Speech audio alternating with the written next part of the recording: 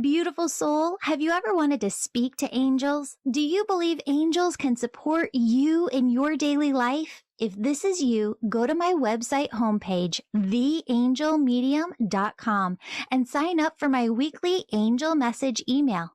As a gift for signing up, I'm giving you access to free resources, including 31 healing meditations that, if you do daily, are going to help you hear your angels and your own intuition more clearly. Start using these today, and you'll see changes in 31 days. Now, take a deep breath.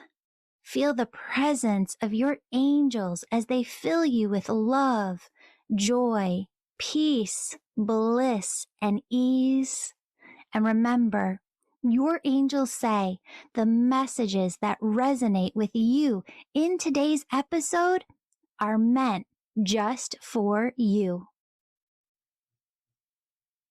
Hello, beautiful souls. Welcome back to the Angels and Awakening podcast. I'm your host and author, Julie Jancius. Friends, if you are in the spiritual community, you have heard this name before. She's Dr. Judith Orloff. She's amazing. She's written so many different books about empathy. And if you are a highly empathic person, highly sensitive person, you know how much her work has just helped and touched your heart. Dr. Judith, thank you so much for being here. You're very welcome. So you have a new book. It's called The Genius of Empathy, Practical Skills to Heal Your Sensitive Self, Your Relationships, and the World. I want to start here because as an empathic person, it was my perspective that everybody was the way that I am. And I was on a walk one day with a friend and I was like, okay, I'm feeling so much of this. I've got this going on.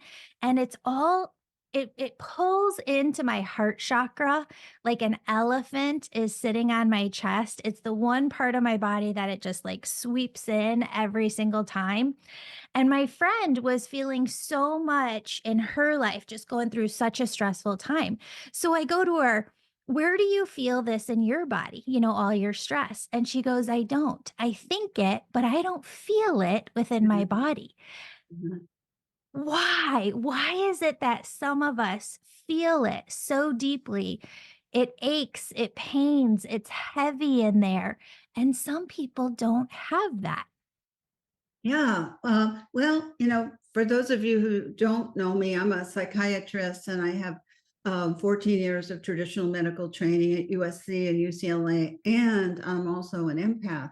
So I combine my traditional medical skills with these beautiful gifts of abilities called empathy and being an empath that has its own gifts and challenges. All right. Other people, and this is hard sometimes for empaths to get, and I stress this in The Genius of Empathy, other people don't experience empathy as we do. All right, they just don't. They have other ways of experiencing it, such as cognitive empathy. They might feel it in their minds and think, oh, I'm so sorry this is happening to you, but they would never describe the experience of you, what you just described, of feeling it all in your heart so much. But I've got to say that, I'm also like you, but I need, in order for me to survive, in order for me to see patients and write books and go out and give talks, I have to observe, not absorb, which is one of the main principles in the book. Observe whatever it is, but don't absorb it. Empaths are natural human sponges, emotional sponges. And so when you tune into the world events and so much that's happening with the personalities, with the war, with all the craziness that's going on now, you had asked me earlier, it is a lot heavier than normal. I mean, there's always a heaviness on earth, but it's a lot for empaths to deal with. And so to protect myself, and it's a practice that I use, is to take a breath and to come into my own body and my center and the Dantian point, which is the martial arts point, 2 inches below the belly button. to feel your power as opposed to being blown in a million directions by these wild energies. So it's a practice, it's a discipline, and it also it helps you to know that it doesn't help anybody else to absorb all that energy like an emotional sponge. It doesn't help your friend who's going through this horrible breakup, or this a relative is going through some health challenge. It doesn't help them that you're feeling the misery of that in your own body, though I understand why you would do that. Part of, in the genius of empathy, it's how can you be an empowered empath? How can you show empathy and not always be so on guard of feeling too much and absorbing too much and being hurt and taking on too much? In a way, it requires a knowledge that you're not being more compassionate by taking on other people's stuff. Yeah. And that might, I don't know how you were brought up, but oftentimes in early religious upbringing, you're taught that to be compassionate, or just early upbringing, you have to absorb it. It's your job to take on the pain, your job to be on call 24 hours for other people, because that's what a compassionate person is. And I challenge that.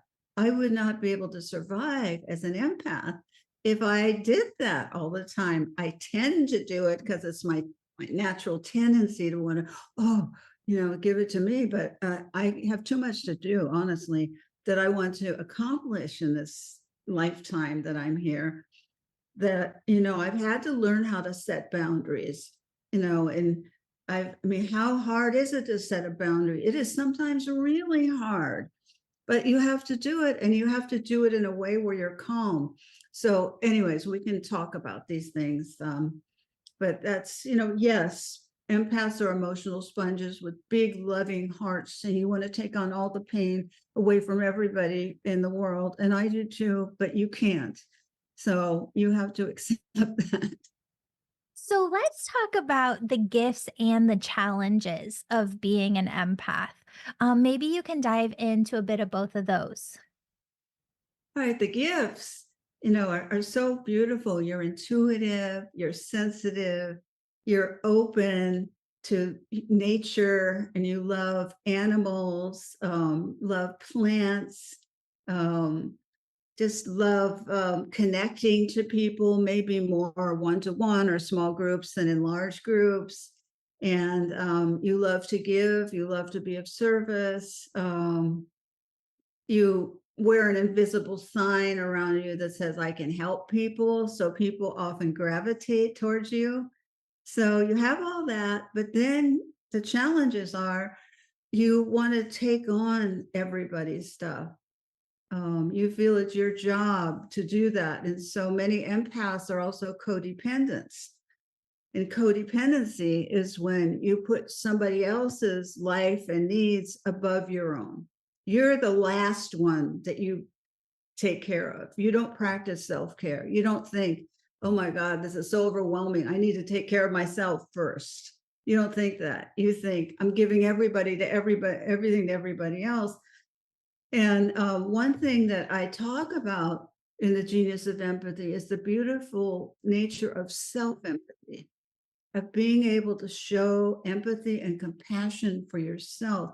You've been through a lot. Everybody who's listening to this podcast is spiritually open, and you've been through a lot. And that's the nature of this earth school here, is that we have a lot to learn here. And sometimes it's really hard. Sometimes it's a joy and it's just a delight. But sometimes it's just really hard.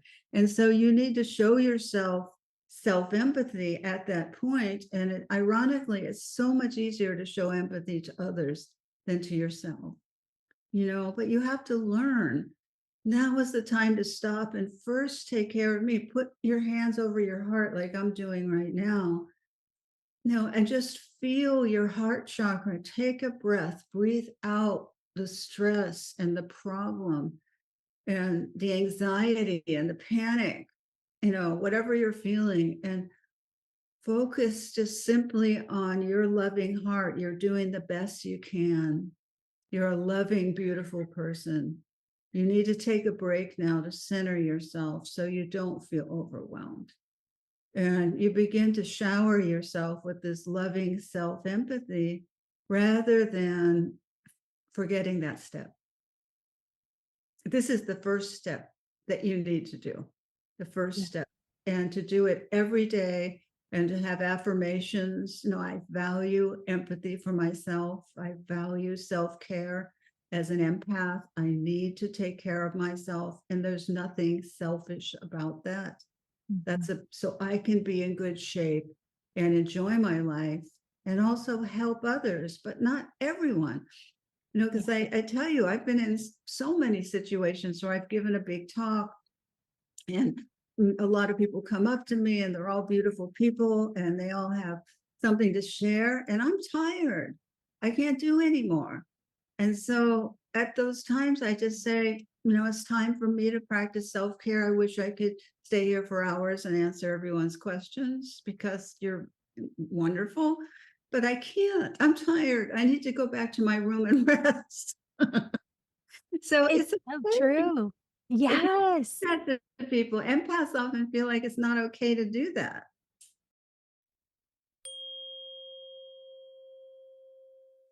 Did you know I give away a new free reading each month to a listener who leaves a 5-star rating of this show on Apple Podcasts or Amazon?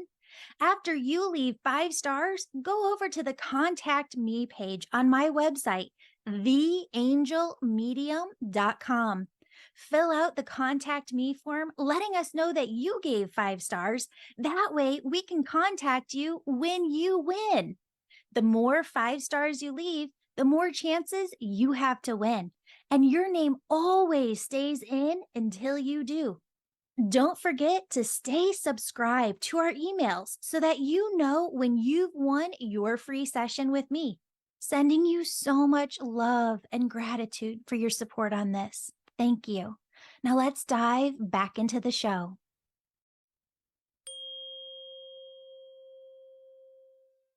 And I think it's compounded because, at least from my perspective, it feels like it's always been on women. At least our generation that grew up, a lot of us listening to this podcast, 70s, 80s, 90s, and even younger generations that were raised taking care of their baby dolls, right? And doing all of the womanly things and having to be extra sensitive to everybody's emotions around them. And I'm at this point in my life right now where I'm in my middle years and my friends around me, we've been working on our careers. I've got all working friends who have kids that are just in the middle of elementary school, middle school, and they're getting to the height of their careers. And it's a lot. I was talking to one of my girlfriends the other day, and she's like, I don't know when I'm expected to go to the gym and work out because it's hard to get up and be there at 5 a.m. in the morning. But then the gyms don't schedule classes again until like 9 a.m., 9:30, but I've got to be at work. And then there's night classes, but I got to take my kids to basketball practice and football practice and over here to dance. And I just wonder too if we're still working within our society at meeting women where they're at and still like figuring out ways to reach women in particular so that we can take care of ourselves. Yes, so to have enlightened workout centers that can give questionnaires or something, when are the best hours for all of you? And let's try and make it happen. Yeah. Yeah, you could put in that suggestion. You can be proactive with Yeah. that. Because I want to work out, but I can't, I have all this going on like so many women do. And so it's important though for empaths to express your needs instead of just feeling overwhelmed by the workout schedule that doesn't fit into your schedule. And Yeah. actually say something to them, can you consider adding another class or doing something for the rest of us who can't make those times? Mm. So you have to ask. And a lot of times empaths aren't used to asserting their own needs. Mhm. And it's just important. What the worst they can say is no. Yeah. Well, because so often we make self-care about taking bubble baths and, making space in our room for those little things. But the women that I'm talking to right now, it's just like your basic needs, like being able to move your Yeah. body, being Yeah. able to eat healthy. So I've worked around energy for almost the last 10 years. And I would say that and what you write about, I've read almost all of your books. Um, Oh, nice. you're you're really like one of the world-renowned energy healers of our time in the way that you talk about, empathy, and a lot of the empaths that I work with will say, "Julie, the way that I feel energy within my body," because when they give readings or whatnot, they're feeling perhaps even the way that people passed, they're feeling different heartaches that their client is going through. And I tell them all the time, you don't have to feel this for forever. You can feel and release this. And I think it ties very closely into what you talk about with empaths. It's not for us to keep weighing us down and keep heaviness around us, or for us to hop into the bodies of others and solve their problems for them. What are the tools that you have found the best, that when we're feeling these energies or maybe getting these intuitive hits, that we're able to really release the energy from our being so that we don't have to carry it? Yes, well, if you're doing a reading for somebody, or if you're doing readings throughout the day, you have to take time out between the readings. You can't do back-to-back readings. That's crazy, because you won't have cleared the first person's energy from your body and from the room. I mean, I've had patients who've been so in touch, they say, I still feel the other person's energy. And you're like, I didn't clear it. I was rushed. I was doing something else, but you have to clear it. You have to, between each reading, or even before or after a reading, you have to tune into yourself and get very strong in your own energy. And during the reading, to keep breathing. So if there's any stress, and if you notice you're triggered by something the person is saying, just note it. You can deal with it later. That's part of your healing. Just notice if the person's angry or depressed and you're suddenly, like this. So just part of all of this being an empath and genius of empathy is learning self-healing. You heal in the process. It's not just like you're healing other people. And then when you're done, take a breath. Notice if you feel any energy in your body, like you say you feel it in your heart. I used to feel it a lot in my solar plexus. Sometimes people feel it in their lower backs. So each person has to find their vulnerable point and breathe through that, or drink some water immediately to purify the system, and put your hands over your heart and begin generating heart energy, which is like a natural purifier of negative energy. The more heart you can put into a room, it's just like clearing out all the sludge from the previous session. And then center yourself, come back to you. That is a critical point. And then invite the next person in, or go on Zoom again. So, how can we change the way that we look at empathy, and talk to us about like the genius points of empathy as well? Those points that are just flipping the script on the negative ways. Cause I don't know about you, but growing up, like my parents would always be like, saying, what was it? You're too sensitive. You're trying to solve the world's problems. You're too sensitive. And how can you flip the script on that to make it a positive that you're an empath? Yes, well, I think most of us have been called too sensitive. Everyone listening, ask yourself, have you been called too sensitive? I've been called too sensitive. My parents told me to put on a thicker skin. I have to be tougher in the world. I'm never going to survive the world unless I'm tough and unless I have armor around me and all of that, which didn't seem to help when I was a child, because I didn't know how to do any of that. And plus, I felt like there was something wrong with me. on top of it. And so I just got really quiet and went inward and didn't talk about it anymore. And then, it's you can read the book, but I had my journey has been, I got very heavily involved with drugs when I was a teenager to try and shut it off.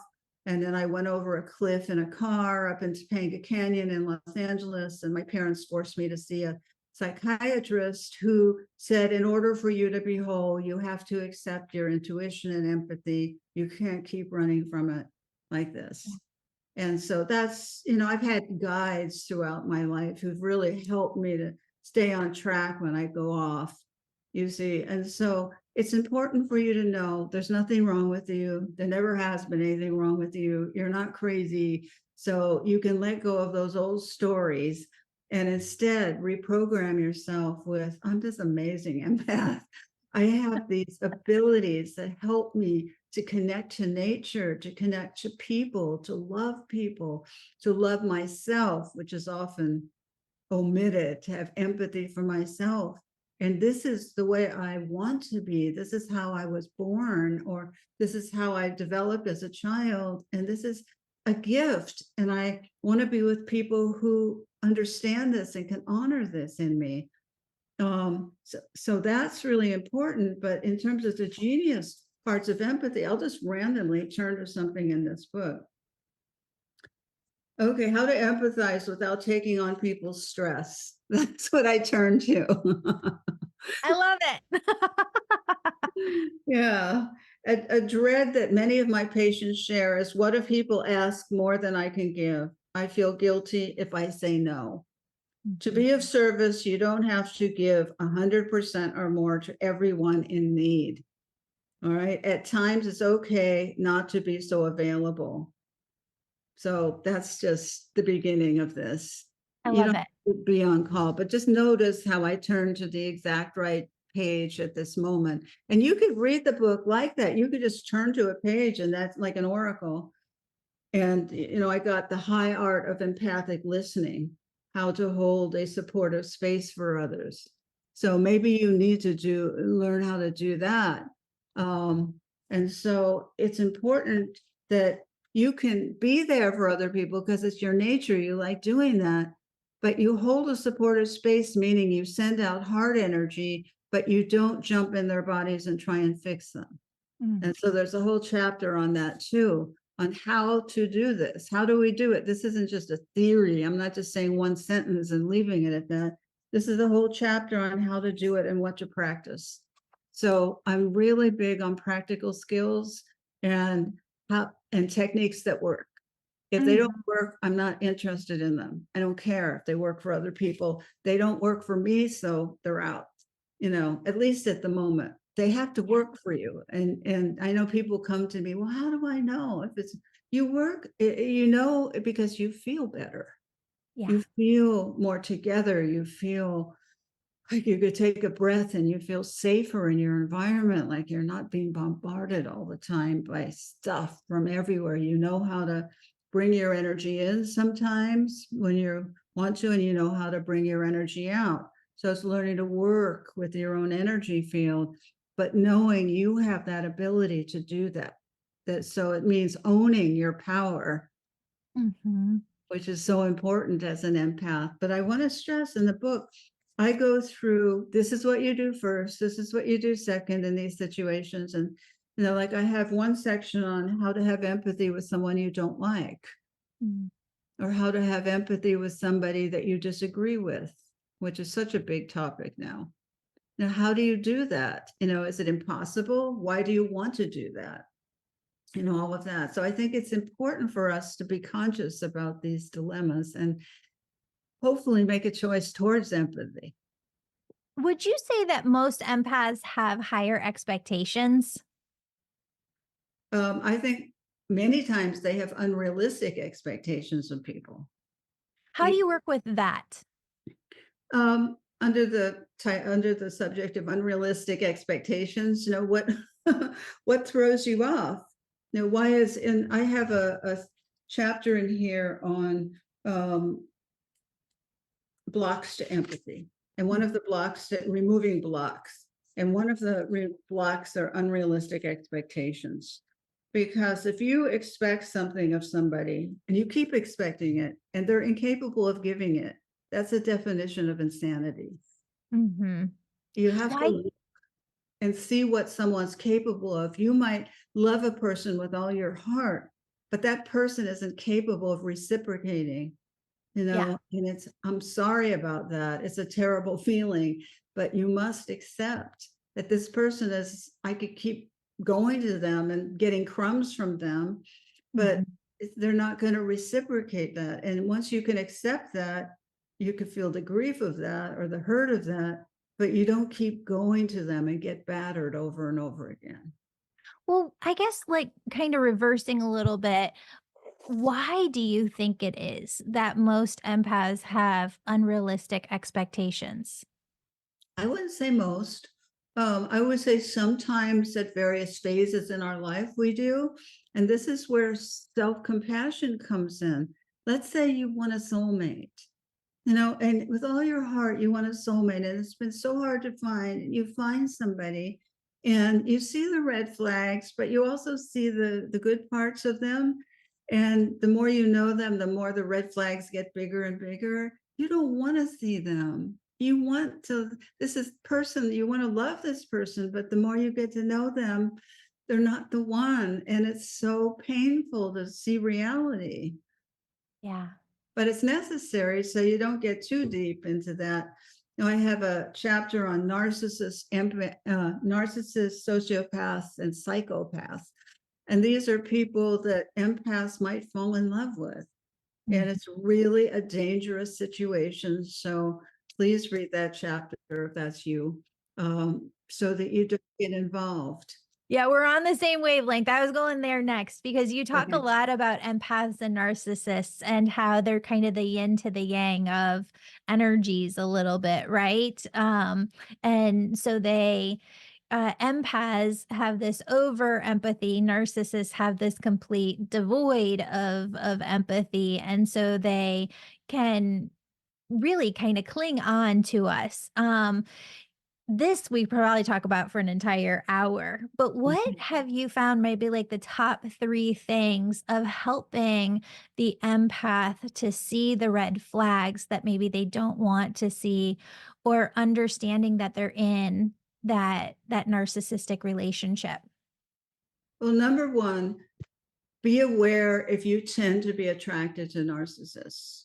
And this could be teachers, it could be boyfriends, girlfriends, it could be friends. Just notice if you have that pattern. Mm, Just very gently ask yourself if you have that pattern. 2, ask yourself if you want to continue that pattern. All right, honestly, I mean, you might want to continue it because you haven't reached a bottom with it yet. Um, and number 3, notice if somebody is overly charismatic and is love bombing you, which mm, is a big sign that you're dealing with a narcissist, because regular people don't love bomb you. And love bombing feels amazing. It just feels like, oh my God, this person knows how to read me perfectly. And they're just so wonderful and all this because they know how to send out the energy from the heart, kaboom, which is a love bomb. So I would be very suspicious of that mhm, and go slow. Don't just think, oh, this is the best thing in the world. It could be this person really knows how to channel love and is a healthy person. I'm not saying that all people who give off that kind of love are narcissists. I'm not saying that.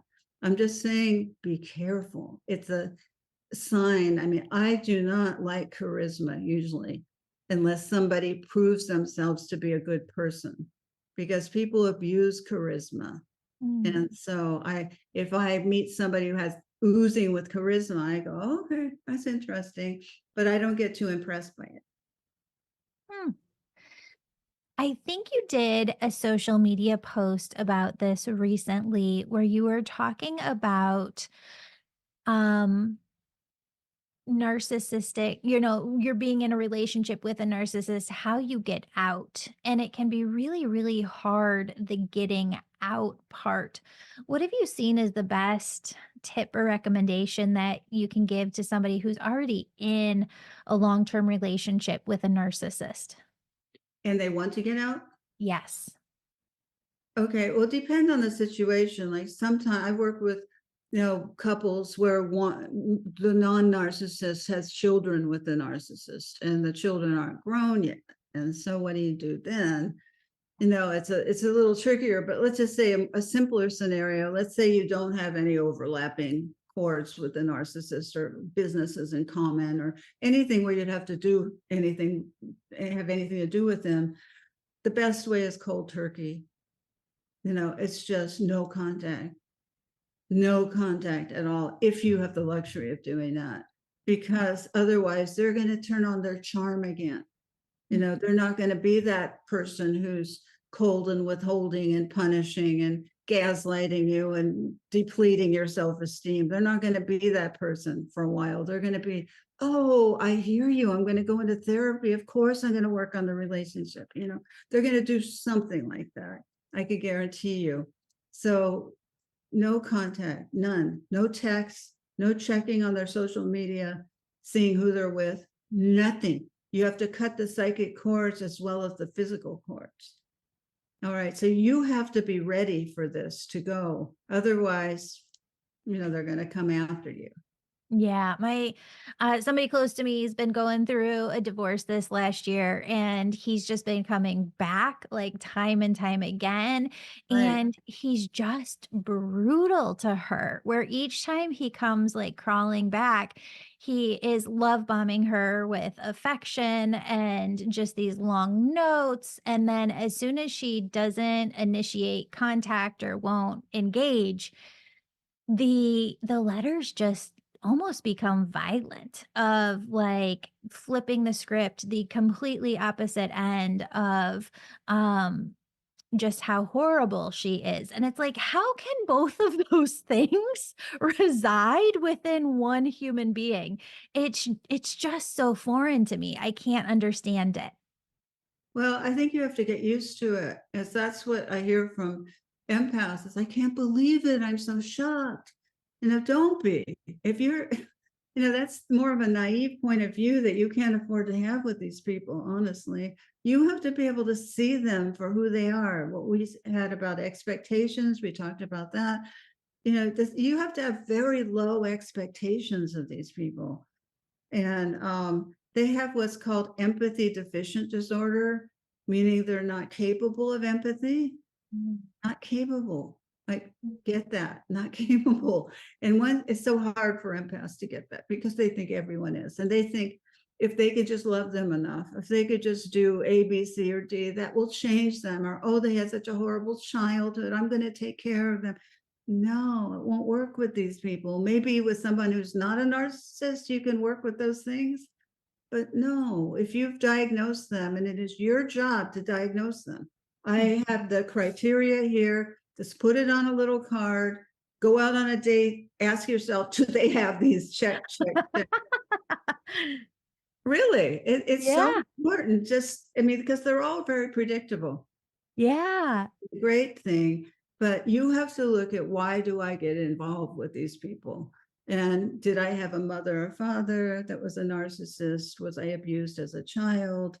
Because then you're often programmed to go towards what's unhealthy for you simply because it's familiar. Yeah. You see, and I strongly suggest working with somebody who specializes in narcissism to help free yourself from that pattern, as it's sometimes a little bit too much for you to do by yourself. If Oh, you for sure. somebody supportive who knows about narcissism. But I Absolutely. just want to warn you, if you bring your narcissist spouse into a therapist's office who doesn't know anything about narcissism, most likely they'll try and seduce the therapist in terms of, oh my God, I try all these things, but it's her fault or his fault. They might believe him. They might be seducible. So the real experts at working with narcissists are not seducible by narcissists. So you have to That's a find an beautiful thing. expert. Yeah. Yeah. Looking at all of your research, what do you believe the percentage of our population is that is empathic? The old statistic was 20% to be empaths or highly sensitive. I happen to think it's much more. I think it's growing. Of course, I get tons of emails and correspondence, and I'm around empaths all the time. And my favorite people, I love empaths. I also love non-empaths. I don't want to be on empaths every single second because it would drive me crazy. I just too many, there's something going on. But I think, in some subsets of the population, like where I live in California, they're everywhere. I mean, they're 40%, maybe, I would say. No, it just depends. And certain, like in spiritual circles, there are maybe 80%. Yeah. It just depends where you're taking your survey. But there are so many people who are empaths. Now, when I first wrote my first book about it, I was afraid that my readers wouldn't know what an empath was because it wasn't in the zeitgeist, the lexicon yet. And now it's everywhere, TikTok, social media, everybody's an empath. Which, is good, and it has its positives. And as long as people are taking responsibility for it and healing, that's a wonderful thing. Yeah. But a lot of times people come to me, they're new empaths, and they don't know how to do that. So you start from step one. It's a process. If you're a new empath and you're listening to this show, you just start from the beginning. You start with, am I an empath? I have a 20-question self-assessment test that you can take, and it's possible to diagnose yourself. So, you could feel free to share that quiz, on your site if you want to give it Oh, to you. yeah, absolutely we can. That's beautiful. That's really beautiful. So, but you could diagnose yourself. It's that simple. You don't need to go. Most psychiatrists wouldn't know how to diagnose you, first of all, because they don't know how to treat empaths. Most Mhm. of them. So it's tricky. But if you go to a healthcare practitioner who is also educated in holistic health, they will know how to deal with this. But if you go to like a surgeon, let's say, and you need some kind of surgery, that's very linear. And most likely those people won't know, although I met a surgeon recently who did know. So, and he was a hardcore football surgeon who handled all the injuries. So I was particularly thrilled that he knew. Yes. So I've got another question for you. I talk about this sometimes with my clients that to me, it feels like when I'm working with folks, there's a range of empathy. We can be slightly empathic. We can have all of our doors and windows open where we're just full on completely empathic. We could be not empathic at all. And when you're working with so many different people, you got a person over here saying, hey, you should do this, and hey, you should do this. Some folks, it's funny on the opposite end, when I'm giving a count or a session or a reading for people, they'll be like, Julie, my biggest holdup is I told my sister once, I gave her advice, she never took it, and I'm so mad at her because she never took the advice. And on the opposite ends, sometimes you just need to, you're given advice from all different angles. And also having ADHD, it can be like squirrel sometimes of you're getting so much different feedback, especially right now as the podcast just keeps growing and growing, that every time somebody brings something in, I'm like, oh yeah, that would be amazing. And that would be amazing. And that would be amazing. And oh yeah, we just don't have the capability to do everything. I find that my empathy works in a way where I'm so stubborn at the same time. I'm a Capricorn goat, Oh, and I spirit has to love the like, goat. Yeah, what? I love the goat. Oh, yay. Um, The rising sign is the goat. yes. I don't know. I'm January 6th. I'm not sure. Oh yeah, yeah. But I'm not I'm a Cancer, but my I think it's a rising sign is the goat. And then I have Aries too. So Aries, Cancer, and Capricorn. I think I've got Aries as well in there. Um, one of the signs. That gets us out in the world. Yes.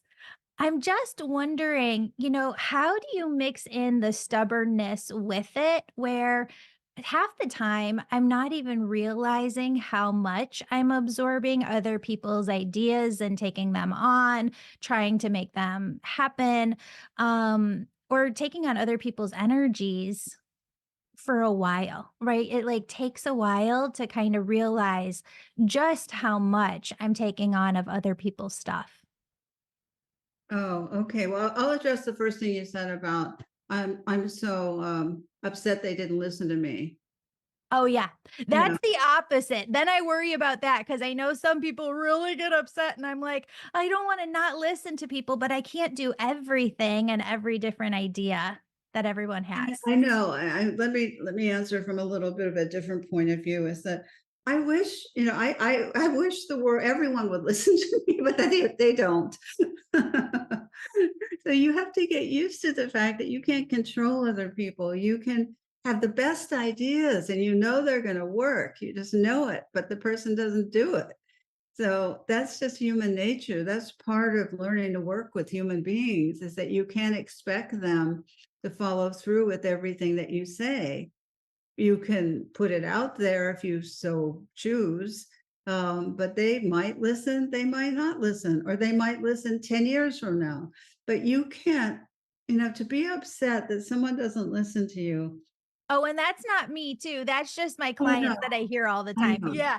I'm addressing that client because it really touched me when you said that. But anyways, don't be too upset that people don't listen. That's just how they are, and you can't force them. Okay, now back. Okay, so with you, you get a lot of advice from different people. Is that right? And you're confused about all the advice? I just take it on. It's like I'm like, "Oh, so many people have so many beautiful ideas. I just wanna do it all." But then you just don't have time or energy to do everything. That's true. It's part of the Tao Te Ching, one of the most beautiful readings is looking at our limitations and learning we can't do it all. You're enthusiastic, you're open, you're excited, and you want to do it all. And you just can't. So I would choose one thing, Yeah. not nine things out of 10, but one thing out of 10, and do it with all your heart. Mhm. Just give your all to one thing. Don't spread yourself too thin, because then you're going to get drained and confused and all in a flurry. You don't just choose one thing, do it well, and enjoy that. I And love if you have had, I don't know if you've had parents who are high achievers or, just, look at that, look at why you would want to do that and show self empathy with why you would want to do that. And really limit how much you do and who you listen to. I couldn't listen to too many people's ideas. It would be too much. I can't that brings up another topic with empaths and talking. I can't really talk too much. Once I reach my quota of talking during a day, I just want silence or I need alone time. And so you don't want to talk too much to other people, although you said you were an introvert, but you're a bit of an extrovert too. Yeah. So you're like a people person. Yes, a bit of a extroverted introvert. Ambivert. Oh, perfect. It's Yes. in the middle. It's a Yeah. combination of the two. Yeah. 100%. Yeah, but limit all the opinions. Don't solicit so many opinions. Yeah. And somebody might give you an opinion where they think you should follow it and you don't want to. Mhm. That's important for empaths to say, to learn what to do when that happens, to say, I'll consider what you have to say, you know, thank you, instead of anything else. Mhm. Because people are very pushy, you They know, are. some can be very pushy. And you just have to have a script. So much of what I talk about in the genius of empathy is developing a script for certain situations so you know how to handle them. And you have a script to go, oh, okay, I could say that. And if I need to say more, I could think about it. Yeah. So It's a lot of practicality, learning how to be an empath, a lot of practical techniques. Mm. So I really encourage you to read the book and to practice the techniques with friends, even if you don't want to start with your clients or your mother. Don't start with your mother or your father because they're the hardest. For sure, for sure. No, I think that that's probably one of the best pieces of advice that I've ever gotten, and I think I read it in your books first, is just practicing it beforehand creates that muscle memory. Right. One of the things, and I don't know if this is just me or empaths in general, but sometimes when I'm in front of somebody trying to have that hard conversation, it's very difficult to get the words out because you're feeling the other person's emotions as you're addressing something. And it's hard for you to stand firm in your own emotions and what it is that you need to say when you're also feeling what's being received on the other end through their other perspective. So no, I think that that's great advice to just focus on the script. Focus on the script. Don't talk for more than 15 seconds about it. Don't get into a long, because you just took a big deep breath over this one. So this is an important issue for you, you Yeah. know. And just 15 seconds of, I hear what you're saying and you have your good points, and I'll give it some thought. Thank you so much. And if Mhm. they say but and want to talk about it more, I said, I'm gonna spend some time with it. Thank you. Yeah, that's beautiful. Do you find as an empath or maybe with your extroverted empaths that it's better to have a smaller circle, but those that you just feel very, very safe with? You have to do what's most comfortable for you. And Yeah. it doesn't stay static. It could change in different phases of your life. But in Mhm. general, for me, I prefer smaller groups or one-to-one. I don't like a lot of talking. That's the thing with a lot of people. If they were just all silent, it would be different. Yeah. But talking, people everywhere, just it's like too much for me. Yeah. And so I have to know that about myself. So I love like talking to you. And I love, if a friend comes over and we have tea and we go for a walk by the beach. And, I like that as opposed to going to big parties, which I rarely do. But sometimes I go and I'll enjoy it if I'm in good shape when I go. But that's just me because you could be an extroverted empath and love being more with people in larger groups, but you still need to decompress. You still need the alone time. You still need to breathe and rest. Rest is so important for empaths. Mhm. So you have Yeah. to ask yourself, am I an extrovert, an introvert, or an ambivert, which is a little of each? And go through in the book. This is what you do if you're an ambivert. This is what you do. So there are formulas for this, and I'm not being simplistic. It just happens that practical techniques really work with this. Yeah. Amazing. Oh, Judith, you're so wonderful. Thank you so much for being here. Tell everyone where they can find your book, where they can find you, your website, social media, and we'll put it all in the show notes below. Oh, thank you. It's my website is drjudithorloff.com. And for those of you in the LA area, I'm giving an in-person book launch event on April 13th at Mystic Journey Bookstore, which is on Main Street in Santa Monica. So you're all invited to that. And I'm having all kinds of book tour events, some of them online, some of them in person. I'll also be at Vroman's in Pasadena on May 8th. So I invite you all to partake of what I'm offering and use it as an empathy fest. Just love yourself, love other people, experience empathy, self-care as an empath, make it an empathy month for you, a special celebration. Oh, I love that. Thank you so much, Dr. Judith, for being here and for all you do for this world. You've helped so many of us come more home to ourselves through your work. So I thank you very much for that. You're very welcome. Thank you for having me on your great show. Beautiful soul, thank you so much for joining me today. My name's Julie. You know I'm all about connecting you with messages from your angels and loved ones on the other side. If you've been listening today and you're super excited and just have to know which angels are around you right now, who's connecting with you, and what messages they have for you, go to theangelmedium.com. Register for a session. You can do a reading with me or a member of my team, and we can help you in making sure that your angels are doing the very best they can to support you and guide you to your best life. If this sounds like you, virtual sessions, they're only offered on my website. Sign up today. And if you're the person who's really excited, you can sign up for my Angel Reiki School to become a certified angel messenger. That's for the healers among us who feel called to grow their intuition to the max and serve humanity with their gifts.